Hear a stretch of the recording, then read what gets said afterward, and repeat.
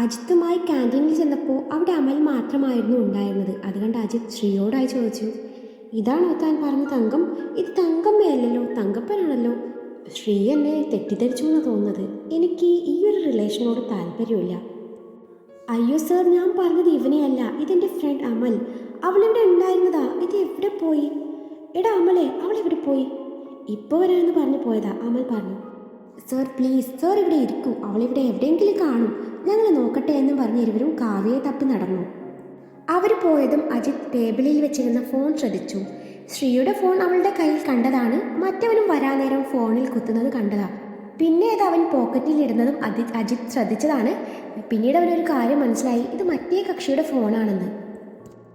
അത് കയ്യിലെടുത്ത് power button press ചെയ്തപ്പോൾ ഡിസ്പ്ലേയിൽ തെളിഞ്ഞു വന്ന മുഖം ഒറ്റ നിമിഷം കൊണ്ട് അവൻ്റെ ഹൃദയത്തിൽ പതിഞ്ഞു പോയിരുന്നു. എന്നെ കാണുമ്പോൾ മുങ്ങിയാളെ തൻ്റെ അരികിലേക്ക് വരുത്തിക്കാൻ ഇതാണ് ബെസ്റ്റ് ഐഡിയ എന്ന് കരുതിയ അവൻ ആ ഫോൺ ആരും കാണാതെ പോക്കറ്റിലിട്ട് ഒന്നും അറിയാത്ത പോലെ ഇരുന്നു. കുറച്ചു നേരം കഴിഞ്ഞ് ശ്രീയും അമലും വാടിയ മുഖത്തോടെ വരുന്നത് കണ്ടപ്പോഴേ അജിത്തിന് മനസ്സിലായി ആള് മുങ്ങിയതാണെന്ന്. അതും കൂടി ആയപ്പോൾ അവൻ്റെ ഉള്ളിൽ ഒരു പുഞ്ചിരി വിരിഞ്ഞു. എന്തായാലും ആൾ ഓവർ സ്മാർട്ടല്ല. അത് തന്നെയാണ് അമ്മയ്ക്കും തനിക്കും വേണ്ടത്. വരട്ടെ, നോക്കാം. അതും മനസ്സിൽ പറഞ്ഞ അജിത്ത് ശ്രീക്ക് നേരെ തിരിഞ്ഞു. എന്നാ കൂട്ടുകാരിയോട് പറഞ്ഞേക്കെ, ഇനി ആള് എന്നെ കാണാൻ അങ്ങോട്ട് വരേണ്ടി വരുമെന്ന്. അതും പറഞ്ഞു അജിത്ത് ഉള്ളിലൊരേ ചിരി മറച്ചു പിടിച്ചു അവിടെ നിന്ന് നടന്നകന്നു. അവൻ പോയെന്ന് ഉറപ്പുവരുത്തിയ കാവ്യ ക്യാൻറ്റീനിലെ ക്യാഷ് കൗണ്ടറിനടുത്തുള്ള ഭാഗത്ത് നിന്നും ഉയർത്തെഴുന്നേൽക്കുന്നത് കണ്ടതും ശ്രീയും അമലും അവളെ തുറച്ചു നോക്കി. സോറി ഡി, എനിക്ക് പേടിയായിട്ടാ. കാവ്യ അവളെ നോക്കി സ്വയം ചെവിയിൽ പിടിച്ചുകൊണ്ട് പറഞ്ഞു. പേടിക്കാൻ അയാൾ ആ രഗ്ബി സാറൊന്നുമല്ലല്ലോ. അയാളായിരുന്നേ നീ ചെയ്തത് ഞങ്ങൾ അംഗീകരിച്ച് തന്നേനെ. അല്ലേടി ശ്രീ, ഇതിപ്പോൾ എത്ര മാന്യമായിട്ടാണ് അജിത് സാർ നമ്മളോട് ബിഹേവ് ചെയ്തത്. ആ കടുവായിരുന്നേ നമ്മളുടെ ശവമടക്കം കൂടി നടത്തിയിട്ടേ അങ്ങേരെ ഇവിടെ നിന്ന് പോകുമായിരുന്നുള്ളൂ. അല്ലേടി ശ്രീ. അതും പറഞ്ഞ് ശ്രീയെ നോക്കിയതും അവളുടെ മുഖത്ത് പതിവിലും വിപരീതമായുള്ള ഒരു ഭാവം. അല്ല, എന്തിനും ഏതിനും അഗ്നി സാറിന് എന്തിനാണ് നിങ്ങൾ എക്സാമ്പിൾ പറയുന്നത്? ശ്രീക്ക് അഗ്നിയെ പറഞ്ഞത് ഇഷ്ടപ്പെട്ടില്ല. അയാളെ പറഞ്ഞ നിനക്കെന്താണ് ഇത്രയും ദണ്ണം? അമൽ വിട്ടില്ല. അല്ല, ഒന്നും അറിയാത്ത ആ മനുഷ്യനെ നിങ്ങൾ ഇതിലേക്ക് വലിച്ചിടുമ്പോൾ എനിക്കിത്തിരി ദണ്ണം കാണും. അത്രയ്ക്കും ദണ്ഡിക്കാൻ അയാൾ നിന്റെ ആരാ? കെട്ടിയോനാ? അപ്പൊ നിങ്ങൾ അറിഞ്ഞാ? എന്ത്? അഗ്നി സാറിൻ്റെ കെട്ടിയോനാണെന്നും ഞങ്ങൾ തമ്മിൽ ഒരുമിച്ചാണ് താമസമെന്നും ഇതുവരെ അറിഞ്ഞില്ലായിരുന്നു. ഇപ്പം അറിഞ്ഞു. എടാ ദുഷ്ട, നീ നൈസായി ഞങ്ങളുടെ രഹസ്യം ചോർത്തിയല്ലേ. അതൊക്കെ അവിടെ നിൽക്കട്ടെ. എന്താ സംഭവം? കീരിയും പാമ്പും പോലെ ഇരിക്കുന്ന നിങ്ങളെങ്ങനെ ഹസ്ബൻഡ് ആൻഡ് വൈഫാവും? ഇത്തവണ ചോദിച്ചത് കാവ്യാണ്. അങ്ങനെ അവർ അവരുടെ ട്രെയിൻ സീൻ മുതൽ അഗ്നിയെ കോളേജിൽ കാണുന്നത് വരെയുള്ള സംഭവങ്ങൾ ചുരുക്കി പറഞ്ഞതും അമലും കാവ്യയും കണ്ണും തള്ളിയിരിപ്പാണ്.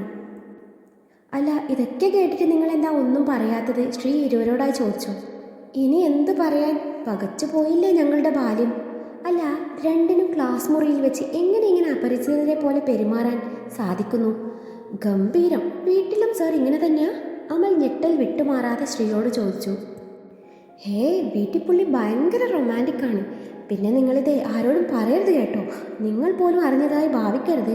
ഇതെൻ്റെ ജീവിത പ്രശ്നമാണ്, പ്ലീസ്, ശ്രീ കൈകൂപ്പിക്കൊണ്ട് പറഞ്ഞു. ശരി, ഞങ്ങളിതാരോടും പറയാനൊന്നും പോണില്ല എന്നും പറഞ്ഞ് കാവ്യ അവളുടെ ഫോൺ അവിടെ അന്വേഷിക്കാൻ തുടങ്ങി. അങ്ങനെ അവിടെ മുഴുവൻ അന്വേഷിച്ചിട്ടും ഫോൺ കിട്ടിയില്ല. അതിനിടയിലാണ് അമൽ ഒരു സംശയം പറയുന്നത്, ഇനിയിപ്പോൾ അജിത് സാർ കൊണ്ടുപോയി കാണുമെന്ന്. കുറച്ചു നേരം മുൻപ് ഇവിടെ ടേബിളിൽ ഫോൺ ഉണ്ടായിരുന്നു, ഞാൻ കണ്ടതാ. സാറ് പോവാൻ നേരം പറഞ്ഞ ആ ഡയലോഗും ഇതും തമ്മിൽ സംതിങ് കണക്ഷൻ ഇല്ലേ? അത് കേട്ട കാവ്യ ശരിക്കും ഞെട്ടി. ശരിയാണ്, നേരത്തെ ഫോൺ ഇവിടെ ഇരിക്കുന്നതേ ഞാനും കണ്ടതാ എന്ന് ശ്രീയും കൂടി പറഞ്ഞതോടെ കാവ്യ പകച്ചു പണ്ടാരങ്ങി. കാരണം ഫോൺ ലോക്കലായിരുന്നു. ഇനിയിപ്പോൾ പറഞ്ഞിട്ട് കാര്യമില്ല എന്ന് കരുതിയ 3 പേരും ക്ലാസ്സിലേക്ക് ചെന്നു. ലഞ്ച് ബ്രേക്കിന് ശേഷം ആദ്യ ഹവർ അഗ്നിയുടെ ക്ലാസ് ആയിരുന്നു. കയ്യിൽ ബുക്കും പിടിച്ച് ഒരു ലോഡ് ആറ്റിറ്റ്യൂഡ് ഇട്ട് വരുന്ന അഗ്നിയെ കണ്ടതും ശ്രീ എല്ലാവരോടായി പറഞ്ഞു, തുടങ്ങിക്കോ. അഗ്നി ക്ലാസ്സിലേക്ക് കയറുമ്പോൾ ക്ലാസ്സിൽ ഗാനമേള നടക്കുവാണ്. പാട്ട് മറ്റേതും അല്ലായിരുന്നു.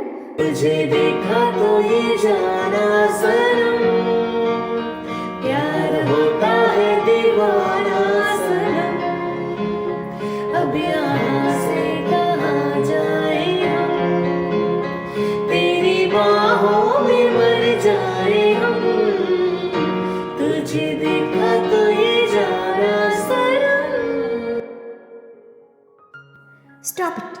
എന്താ ഇത്, ചന്തയോ? ആരാ ഇത് പാടിയത് എന്നും പറഞ്ഞ് അഗ്നി ദേഷ്യത്തോട് ചുറ്റും നോക്കി. പിന്നെ ശ്രീയെ കടുപ്പിച്ച് നോക്കി. എല്ലാവരും കൂടി ആയിരുന്നു പാടിയത്. അതുകൊണ്ട് ആരും പരസ്പരം ആരെയും കുറ്റം പറഞ്ഞില്ല. ഇതിന് പിന്നിൽ പ്രവർത്തിച്ച ആ മനോഹരമായ കൈകൾ ശ്രീയുടെ ആണെന്ന് അവന് നന്നായിട്ട് അറിയായിരുന്നു. അതിനാൽ അവൻ കൂടുതൽ ബലം പിടിക്കാതെ കയ്യിലിരുന്ന ബുക്ക് മുന്നിലെ ടേബിളിൽ വെച്ച് ബ്ലാക്ക് ബോർഡിന് നേരെ എന്തോ എഴുതാനായി തിരിഞ്ഞതും ബോർഡിൽ നല്ല അസ്തൽ പടം വെച്ച് വരച്ചു വെച്ചിരിക്കുന്നു. ആ പടം മറ്റൊന്നും ആയിരുന്നില്ല, ട്രെയിനിൽ നിന്നും കൈ നീട്ടി ഒരു പെണ്ണിനെ ട്രെയിനിൽ കയറാൻ സഹായിക്കുന്ന ഒരു യുവാവ്. അതുകൂടി കണ്ടതോടെ അവൻ്റെ മുഖം വലിഞ്ഞു മുറുക്കി. ആരാ ആരാ ഇത് വരച്ചത്? അവൻ്റെ ശബ്ദം ആ 4 ചുവരുകൾക്കുള്ളിൽ ശക്തമായി മുഴങ്ങി. ആരും ഒന്നും മിണ്ടിയില്ല. ഒരു മുട്ടുസൂചി വീണാൽ പോലും ഇപ്പൊ കേൾക്കാൻ പറ്റും എന്ന പോലെ നിശബ്ദത. ആരാന്നാ ചോദിച്ചത്? അവൻ്റെ ശബ്ദം ഒന്നുകൂടി ഉയർന്നു. ശ്രീയാണെങ്കിൽ ഇതൊക്കെ എന്ത് എന്ന പോലെ ഇരിക്കുകയാണ്.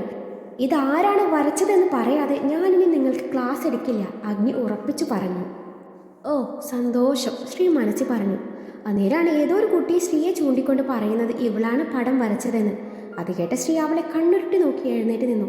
തന്നോടല്ലേ ഇമ്പോസിഷൻ എഴുതി കാണിക്കാതെ എൻ്റെ ക്ലാസ്സിൽ കയറരുത് എന്ന് പറഞ്ഞത്? അയ്യോ സാറേ, ഞാൻ എഴുതിക്കൊണ്ട് വന്നതാ. എന്നിട്ട് നേരെ സ്റ്റാഫ് റൂമിൽ വന്നതായിരുന്നു. അപ്പോഴാ സാറും ലാവണ്യ മിസ്സും സംസാരിക്കുന്നത് കണ്ടത്. നിങ്ങൾക്കിടയിൽ ഞാനൊരു കട്ടറും പാവണ്ടല്ലോ എന്ന് കരുതി ഞാൻ തിരിച്ചു പോന്നു. ചേട്ടാ എന്താണ് പറയുന്നതെന്ന് വല്ല ബോധമുണ്ടോ? അവൾ ചുമൽ കൂച്ചിക്കൊണ്ട് പറഞ്ഞു. ഇല്ല എന്ന്.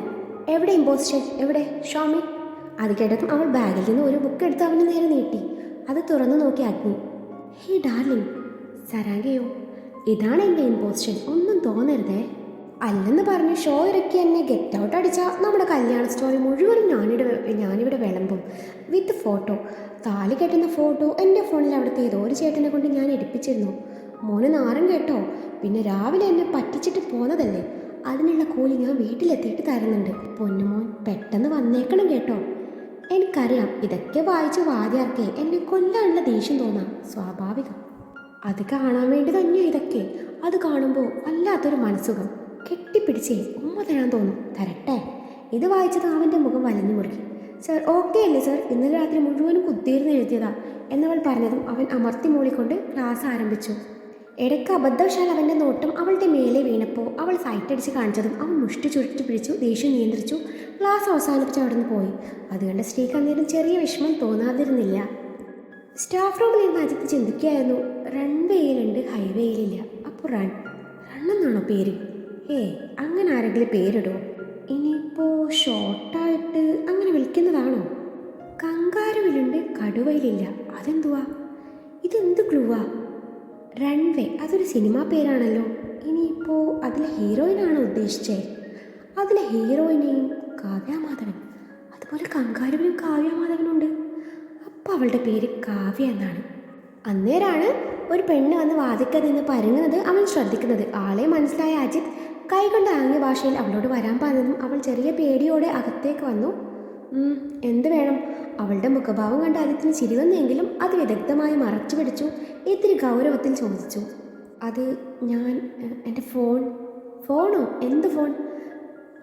ഞാൻ നേരത്തെ ക്യാൻറ്റീനിൽ എൻ്റെ കൊച്ചെ വിൽക്കാതെ കാര്യം പറ. സർ പ്ലീസ് സർ, എൻ്റെ ഫോൺ തരൂന്നേ. ആരാ പറഞ്ഞു നിൻ്റെ ഫോൺ എൻ്റെ കയ്യിലുണ്ടെന്ന്? എനിക്കറിയാം, എനിക്ക് വീട്ടിൽ പോകണം സർ. പൊയ്ക്കോന്നേ, ഞാൻ പോകണ്ടെന്ന് പറഞ്ഞോ? കുട്ടിക്ക് ആള് മാറിക്കാണോ? ഫോണില്ലാതെ എനിക്ക് പോകാൻ പറ്റില്ല സർ. ഫോണിലാ വീട്ടിൽ പോണത്? സർ പ്ലീസ്, ലേറ്റായി ചെന്നാൽ അച്ഛൻ വഴക്ക് പറയും. പഠിപ്പിക്കുന്ന സാറിനെ പ്രണയിച്ച അച്ഛൻ വഴക്ക് പറയില്ലേ? അവൻ്റെ ആ ചോദ്യം ഒരു നിമിഷം അവളെ ഞെട്ടിച്ചുവെങ്കിലും ധൈര്യം കൈവിടാതെ പറഞ്ഞു. അതിന് സാറിൻ എന്നെ പഠിപ്പിക്കുന്നില്ലല്ലോ.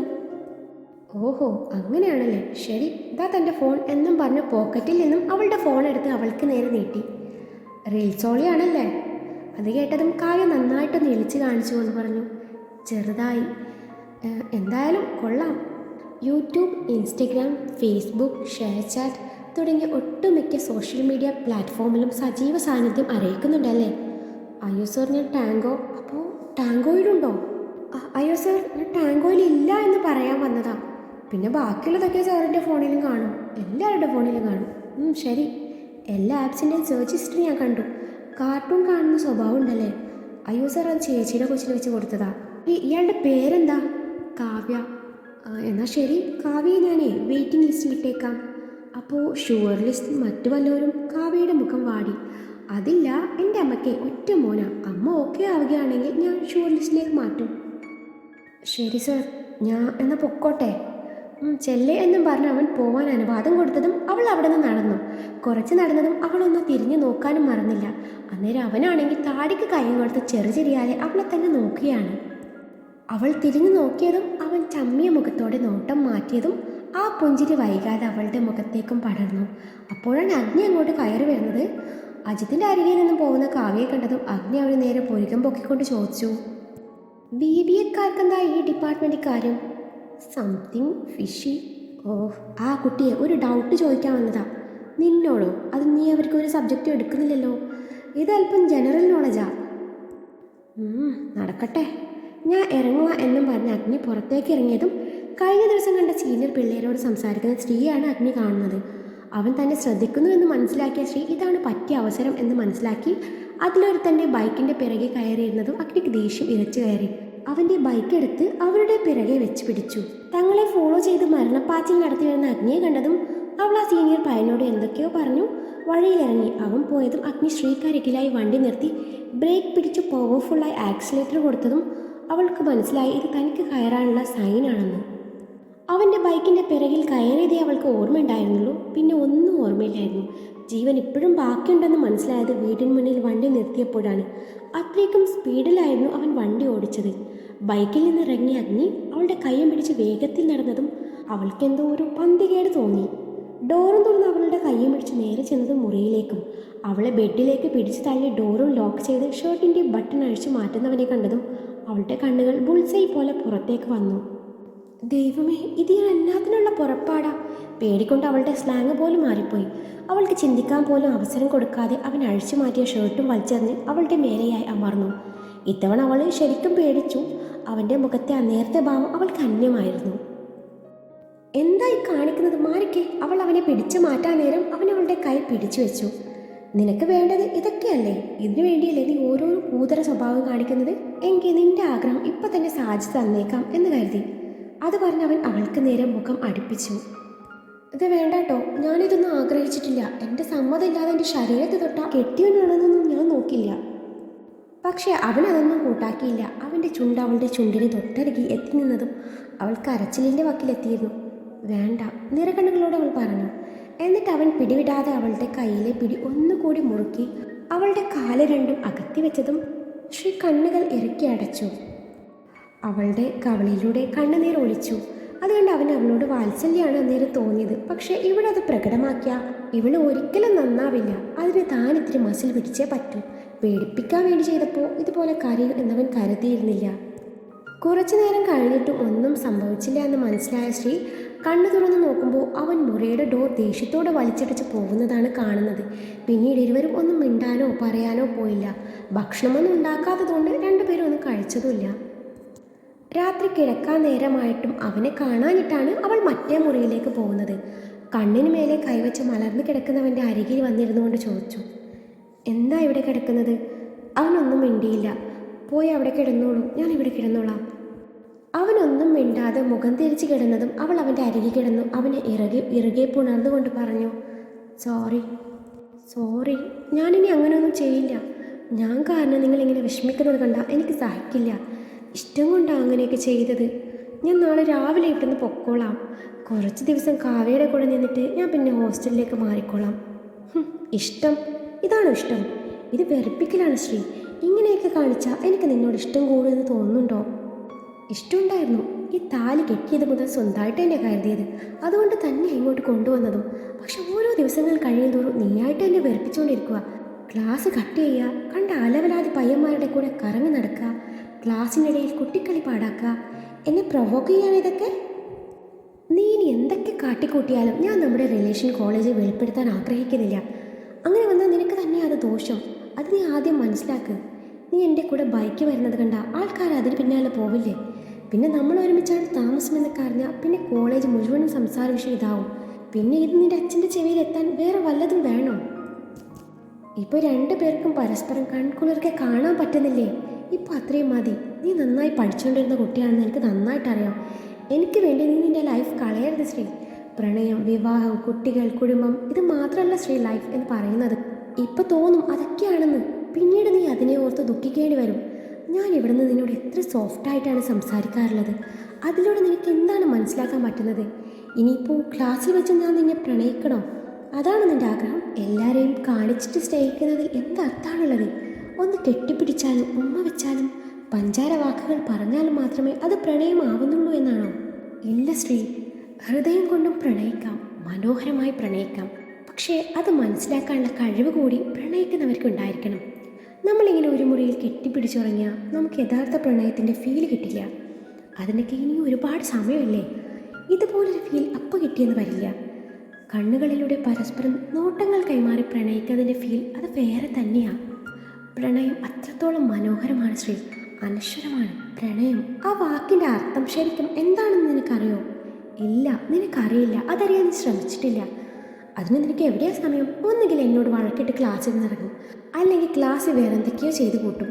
നീ നിന്റെ ഭാഗം മാത്രമേ ന്യായീകരിക്കുന്നുള്ളൂ. നിനക്കിപ്പോൾ 18 വയസ്സാണ് പ്രായം. ജീവിതം തുടങ്ങാൻ ഇനിയും വർഷങ്ങൾ കിടക്കുകയാണ്. ഈ വർഷം കഴിഞ്ഞാൽ 2-3 വർഷം നമ്മൾ പിരിഞ്ഞ് താമസിക്കേണ്ടവരാണ്. നിന്റെ അച്ഛന് മുന്നിൽ തല ഉയർത്തി പിടിച്ചു നിൽക്കാൻ എൻ്റെ ഈ താൽക്കാലിക ജോലി കൊണ്ടാവോ? ഒരിക്കലുമില്ല. ജീവിതകാലം മുഴുവനും നമുക്ക് സന്തോഷം വേണ്ടേ? അതിനുവേണ്ടി ഇപ്പം ചിലതൊക്കെ സഹിച്ചേ പറ്റൂ എന്നും പറഞ്ഞ് എഴുന്നേൽക്കുന്നവൻ്റെ കയ്യിൽ അവളുടെ പിടി വീണു. അവൻ അവളുടെ പിടി അയച്ച് മുഖത്ത് പോലും നോക്കാതെ പോയത് അവൾക്ക് ശരിക്കും വിഷമം തോന്നിയെങ്കിലും അവൻ്റെ ഉള്ളിൽ തന്നോട് പ്രണയമാണ് എന്ന് പറയാതെ പറഞ്ഞു തോർത്തതും ആ വിഷമം എങ്ങോ മാഞ്ഞു പോയിരുന്നു. പിറ്റേന്ന് രാവിലെ അഗ്നി എഴുന്നേറ്റ് മുറിയിൽ നിന്ന് ഇറങ്ങി വന്നപ്പോഴാണ് ബാഗും കൈപിടിച്ച് പോവാൻ റെഡിയായി നിൽക്കുന്ന സ്ത്രീയെ കാണുന്നത്. അവനെ കണ്ടതും അവൾ പറഞ്ഞു, ഞാൻ പോവാണ്. ഇയാളോട് ഒന്ന് പറഞ്ഞിട്ട് പോവാന്ന് തോന്നി, അതുകൊണ്ട് നിന്നതാ. അവനൊന്നും മിണ്ടിയില്ല. എന്നാ ഞാൻ ഇറങ്ങുകയാണ്. ശരി, പോകുന്നെങ്കിൽ പോവാം. അത് കേട്ടതും അവൾ മനസ്സിൽ പറഞ്ഞു, ദുഷ്ടൻ, പോവണ്ട എന്ന് പറയുമെന്ന് കരുതി. എന്നാ ഞാൻ അങ്ങോട്ട് എന്നും പറഞ്ഞ് അവൾ നടക്കാൻ തുടങ്ങി. മെല്ലെ നടക്കാം, ചിലപ്പോൾ ഒരു പിൻവിളി പ്രതീക്ഷിക്കാലോ, അവൾ മനസ്സിൽ വിചാരിക്കുവാണ്. ശ്രീ, അവൻ പിറകിൽ നിന്ന് വിളിച്ചതും അവൾ പ്രതീക്ഷയോടെ തിരിഞ്ഞു നോക്കി. അതെ, സാധനങ്ങളൊക്കെ എടുത്തിട്ടുണ്ടല്ലോ. ഇനിയിപ്പോൾ എനിക്ക് അതും ചുമന്നുകൊണ്ട് വരാൻ പറ്റില്ല. അതാ. അവൾ മൂളി. എന്നാ പൊയ്ക്കോ. ദുഷ്ടൻ, കൊതിപ്പിച്ചു. അവൾ അതും മനസ്സിൽ പറഞ്ഞ് വീണ്ടും പയ്യെ പയ്യെ നടന്നു. ശ്രീ, വീണ്ടും വിളി, വീണ്ടും പ്രതീക്ഷ. ദേ, അവിടെ ചെന്നാലേ ഓട്ടോ കിട്ടും. ഓ ശരി എന്നും പറഞ്ഞ് തിരിഞ്ഞു നടന്നു. ഇത്തവണ അവൾക്ക് കുറച്ച് ദേഷ്യം വന്നു. ശ്രീ, എന്തുവാ? ടാറ്റ, അവിടെ എത്തിയിട്ട് വിളിക്കണേ. അവൻ അവളുടെ മുഖഭാവം കണ്ട് ചിരി വരാൻ തുടങ്ങി. ദുഷ്ട എന്നും പറഞ്ഞ് പെട്ടിയൊക്കെ താഴെ ഇട്ട് അവൻ്റെ അരികിൽ ചെന്ന് ഇരു കൈയാലും അവൻ്റെ കവിളുകൾ കോരിയെടുത്തു അമർത്തി ചുംബിച്ചു. എനിക്ക് ഇയാളെ ഒരുപാട് മിസ് ചെയ്യും. എന്നാലും എന്നോട് പോകണ്ടെന്ന് പറഞ്ഞില്ലല്ലോ. ഞാൻ പോവാ. സോറി, എനിക്ക് പറ്റാത്തതുകൊണ്ട് ഞാൻ അങ്ങനെയൊക്കെ ചെയ്തു പോയേ. ഇയാൾ എൻ്റെ അല്ലേ, പിന്നെന്താ ഞാൻ ഉമ്മ വെച്ച എന്നും പറഞ്ഞ് അവൾ വീണ്ടും പോകുക എന്നും പറഞ്ഞ് നടക്കാനൊരുങ്ങിയതും അവൻ അവളുടെ കൈ പിടിച്ചു വലിച്ചു നെഞ്ചിലേക്കിട്ടു. അവൻ്റെ ആ പ്രവൃത്തിയിൽ ആകെ വണ്ടരടിച്ച് നിൽക്കുവാണവൾ. പോണില്ലേ? എന്നെ വിട്ടെങ്കിലല്ലേ എനിക്ക് പോകാൻ പറ്റുള്ളൂ. നിനക്ക് എന്നെ വിട്ടു പോകാൻ പറ്റുമോ? അവളില്ലെന്ന് തലയാട്ടി. പിന്നെ എങ്ങോട്ടാ ഈ പെട്ടിയും പ്രമാണം എടുത്ത് ഇറങ്ങിയത്? എനിക്കറിയായിരുന്നു എന്നെ പറഞ്ഞു വിട്ടില്ലെന്ന് എന്നും പറഞ്ഞ് അവനെ ഇറക്കെ പുണർന്നു. അവളുടെ മുടിയിഴകൾ മാടി ഒതുക്കിക്കൊണ്ട് കാതിൻ തുമ്പി മൃദുവായി ചുംബിച്ചുകൊണ്ട് പറഞ്ഞു, ജോതോ സരാങ്കയോ. അത് കേട്ടതും അവൾ അവൻ്റെ മുഖത്തേക്ക് നോക്കി. എന്താ ഇങ്ങനെ നോക്കുന്നത്? നിനക്ക് മാത്രമേ ഇതൊക്കെ അറിയുള്ളൂന്നുണ്ടോ? എൻ്റെ റൊമാൻസ് കണ്ട മോൾ പിന്നെ താങ്ങില്ല. അതുകൊണ്ട് എൻ്റെ മുന്നിലെ ഇന്നലെ വന്ന പോലെയൊന്നും വന്ന് നിൽക്കരുത്. നമ്മൾ ഒരു മുറിയിൽ ശരിയാവില്ല. അതുകൊണ്ട് പെട്ടിയും പ്രമാണം എടുത്ത് മറ്റേ മുറിയിലേക്ക് വിട്ടോ, കേട്ടല്ലോ? അവൾ തലയാട്ടി. അതെ, ഞാനൊരു കാര്യം ചോദിച്ചോട്ടെ? ചോദിക്ക്. എനിക്കൊരു ഉമ്മ തരുമോ? അത് കേട്ടതും അവൻ അവളെ ദഹിപ്പിച്ച് നോക്കി. അത് കണ്ടതും പിന്നെ അവൾ കൂടുതലൊന്നും പറയാതെ ജീവനും കൊണ്ടോടി. അതെ, ഇന്ന് സൺഡേ ആണ്. പെട്ടെന്ന് ഡ്രസ്സ് മാറി കിച്ചണിലോട്ട് വാ. ഓടുന്ന അവളെ നോക്കിക്കൊണ്ട് അവൻ വിളിച്ചു പറഞ്ഞു. ഓഹോ, അപ്പോൾ ഇവിടുത്തെ പണിയെടുപ്പിക്കാനാണല്ലേ എന്നെ പിടിച്ചു നിർത്തിയത്? പിന്നല്ലാതെ. പോടാ ദുഷ്ട. അതും പറഞ്ഞ് അവൾ മുറിയിലേക്ക് കയറിപ്പോയി. പിന്നീടുള്ള ദിവസങ്ങളിൽ ശ്രീ കുട്ടിക്കളിയൊക്കെ കുറച്ച് കൃത്യമായി ക്ലാസ്സിലിരിക്കാനും ശ്രദ്ധിക്കാനും തുടങ്ങി. അവളിലെ ആ മാറ്റം അവളോടുള്ള സ്നേഹം വർദ്ധിപ്പിച്ചു. അവൾക്ക് സംശയമുള്ള സബ്ജക്റ്റൊക്കെയും അവൻ വീട്ടിൽ വന്ന് പറഞ്ഞു കൊടുക്കുമായിരുന്നു. ആ സമയത്ത് ശ്രീ ശരിക്കും അവന് വായി നോക്കുമായിരുന്നു. ഇരുവരും ഇപ്പോൾ അങ്ങനെയാണ്. അടുത്തുണ്ടായിട്ടും നോട്ടങ്ങൾ കൈമാറി പ്രണയിക്കുകയാണ്. കോളേജിലായിരിക്കുമ്പോൾ കുട്ടികൾക്ക് നോട്ട്സ് പറഞ്ഞു കൊടുക്കുമ്പോൾ അവൻ്റെ നോട്ടം ശ്രീയുടെ മേലെ പാറി വീഴുന്നത് അവൾ പോലും പലപ്പോഴും അറിയാറില്ല. വല്ലപ്പോഴും നെറ്റിയിലേക്കോ കയ്യിലേക്കോ സമ്മാനിക്കുന്ന ചുംബനങ്ങൾ ഒഴികെ അവർ തമ്മിൽ വേറൊരു രീതിയിലുള്ള ശാരീരിക ബന്ധവും ഉണ്ടായിരുന്നില്ല. അമലിനും അജിത്തിനും കാവ്യക്കും ഒഴികെ കോളേജിൽ വേറെ ആർക്കും അവരുടെ ബന്ധം അറിയില്ലായിരുന്നു. ദിവസങ്ങളും ആഴ്ചകളും മാസങ്ങളും ഓരോന്നായി കൊഴിഞ്ഞു വീണു. അതിനിടയിൽ രണ്ടുപേരും 2 ദിവസത്തിനോ മറ്റോ സ്വന്തം വീട്ടിൽ പോയി വരുമായിരുന്നു.